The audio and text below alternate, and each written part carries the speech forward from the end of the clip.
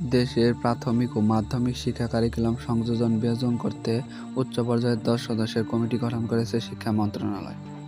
সম্প্রতি শিক্ষা মন্ত্রণালয়ের মাধ্যমিক ও উচ্চ শিক্ষা বিভাগের সহকারী সচিব মোহাম্মদ ইয়ানুর রহমানের সই করা অফিস আদেশ থেকে এ তথ্য জানা গেছে।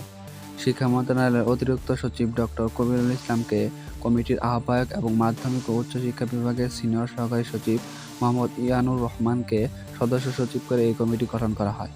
কমিটির সদস্যরা হলেন কারিকুলাম বাতিলের জন্য আন্দোলন করা সংগঠন সম্মিলিত শিক্ষা আন্দোলনের প্রধান শিক্ষা গবেষক রাখাল রাহা, ঢাকা বিশ্ববিদ্যালয়ের পদার্থবিজ্ঞান বিভাগের অধ্যাপক কামরুল হাসান মামুন, বাংলা বিভাগের অধ্যাপক মোহাম্মদ আজম, সমাজবিজ্ঞান বিভাগের সহযোগী অধ্যাপক সামিনা লুৎফা নিত্রা, প্রাথমিক ও গণশিক্ষা মন্ত্রণালয়ের অতিরিক্ত সচিব মাসুদ আক্তার খান, এনসিডিবির chairman doctor A K M. Riazul Hasan, NCDB শিক্ষাকর্মের সদস্য প্রফেসর রবিউল কবির চৌধুরী এবং এনসিডিবি প্রাথমিক শিক্ষাকর্মের সদস্য অধ্যাপক এ.এফ.এম. সরোয়ার জাহান।